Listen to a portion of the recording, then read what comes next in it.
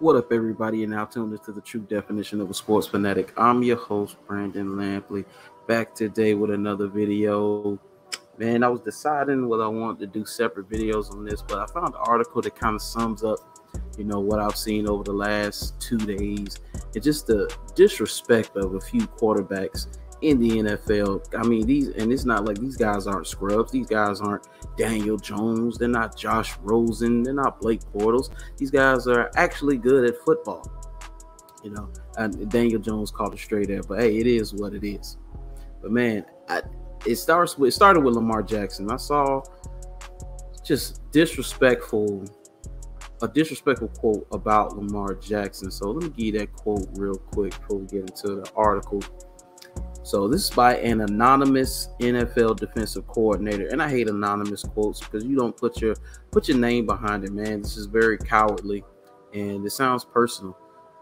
But this DC is credited with quoting. He says, "If he has to pass to win the game, they ain't winning the game. He's so unique as an athlete, and he's a really good football player. But I don't care if he wins the league MVP 12 times. I don't think he'll ever be a one as a quarterback." And dude, I mean, tell me how you really feel. I mean, Lamar is so disrespected. I'm starting to wonder, man, like, why is he being disrespected? Like, as soon as I saw Lamar, I remember seeing one of his first games. I think he scored like 8 touchdowns or something crazy like that. And that was one of the first times I had heard about him. I think he was a sophomore at the time. And then just following him, listening to his story, hearing that young man speak, I'm like, how could you not like him? I mean, there's nothing about him that's, unlikable. Lamar is a likable guy, and he's a great football player. I never understood the disrespect. Bill Polian, talk about him switching to a wide receiver. He's not a quarterback. He's a wide receiver, is what Bill Polian said, man. But let's get into this article because they didn't stop at Lamar. They rounded the bend on this one. Say NFL reminds Lamar Jackson, Patrick Mahomes, and Kyler Murray that despite being QB1s, they're still second-class citizens. That's a heck of a headline right there, man. Because I don't like bringing up race in a lot of things because it's very easy to paint someone as an ist or ism or anything like that. But dude, this is blatant to me, man. It is. Man, it's crazy. It's a coded language from anonymous sources was dripping in racism to describe the three of the league's best players. And of course, this is Deadspin. You go check out the article. Check out Deadspin. Shout out to Karen J. Phillips. This is his article. So it says, during the spring of 2019, New York Giants former general manager David Gettleman made a declaration during the pre-draft process after falling in love with a certain prospect.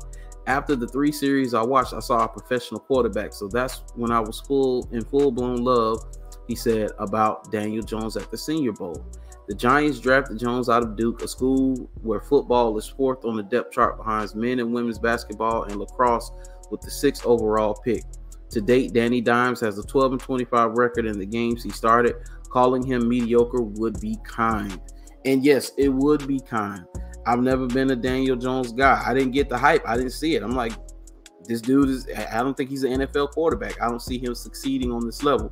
Now, in Daniel Jones' defense, I mean, he's playing for the New York Giants. He's playing for them at a time where they're very unstable as a franchise. That O-line has been putrid. I mean, he didn't have a ton of weapons. Saquon Barkley hamstrings are made out of paper. So he's had to deal with, a lot. But, I mean, hey, it is what it is. It's like Gettleman, I'm ready to make a declaration.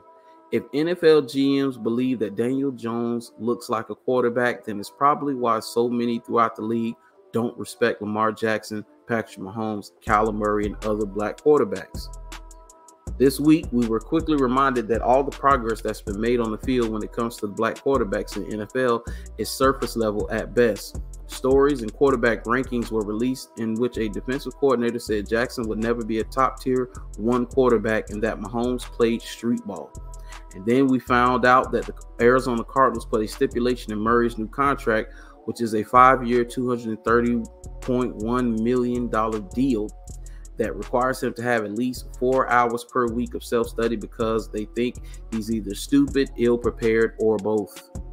Now, I don't think that that's what that's about necessarily. I mean, I wanted to do more on that. I heard that he said that, you know, he didn't really study much before games because he has very good cognitive skills and he could see things before it happens.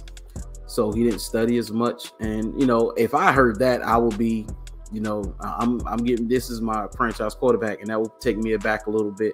So I think Kyler may have did that a little to himself, and then maybe they monitor his habits. So the one on Kyler Murray, though, and then putting that stipulation there, you don't put those stipulations in necessarily. I don't think if the player has already been doing those things or he's known to do those things. But hey, I could be wrong. This could be something else.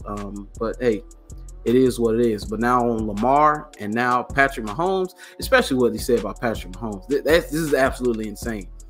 So he said, these are examples of coded language that have always been used to attack black quarterbacks. They're never intelligent because they rely on pure athleticism. They aren't leaders of men, and their ability to create is a direct correlation to them not being prepared. But most importantly, for many, they just don't look like a quarterback. That's one of the biggest ones, is that they don't look like orthodox quarterbacks. They're not the tall pocket passers, you know, 6'5", you know, or whatever. They're not that. He say, so in the last 3 days, we've been told, this is a tweet by Myron Metcalf. He say, so in the last 3 days, we've been told that Lamar Jackson isn't a real QB, Kyler Murray is lazy, and now Patrick Mahomes plays street ball. Is it really that hard for these anonymous NFL folks to just say they don't like black quarterbacks? Stop speaking in code anonymously. He say, Warren Sharp had tweeted out the quote on Mahomes. He say, Mahomes is a one-read quarterback. He can never cut it in this league. So the anonymous DC said, we love Mahomes because of his unorthodox throws, not because of his natural pocket presence, this voter said. And when that disappears, that is when they lose games. I don't think that is a 1. I think that is a 2. Nothing against the guy. I love the kid, but take his first read away, and what does he do? He runs, he scrambles, and he plays street ball. Well, damn it. I think any fan would take Patrick Mahomes over there, most of their current quarterbacks right now. It's only a few quarterbacks in this league that a fan wouldn't take their Patrick Mahomes over their current guy. I mean, this is absolutely ridiculous. They lose games. How many games have the Chiefs lost over the last 5 years? Last 4 years since he's been a starter? Dude, he's won double-digit games, and he's been in the AFC Championship game for 4 straight years, and he's won a Super Bowl. What are you talking about? That's why this sounds very, very personal.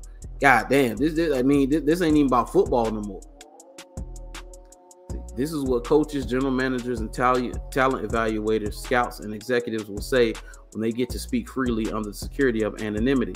And this is how they really feel about arguably the most exciting dynamic player in the league, Murray, the man who is one of 2 unanimous MVPs in league history, Jackson, and the quarterback that every young person who plays the position models their game after, Mahomes. Oh yeah, Mahomes is like Steph Curry right now. I mean, you see all the kids they shooting threes. That's all they want to do is shoot threes. It's because Steph Curry. Steph Curry helped revolutionize the NBA game. Patrick Mahomes is doing the same thing. Kids running around, they want to be like Patrick Mahomes. If this is how they view black quarterbacks or MVPs that are on the cover of Madden, and the reason why the Arizona Cardinals routinely play on national TV, you can imagine that takes about other black people throughout the NFL. This is why Brian Flores is suing the league and black coaches can't get hired. This is why we still haven't had a majority black owner. This is why we can count the number of black GMs and team presidents on a few fingers. This is also why Colin Kaepernick and Eric Reid are at home and not at training camp.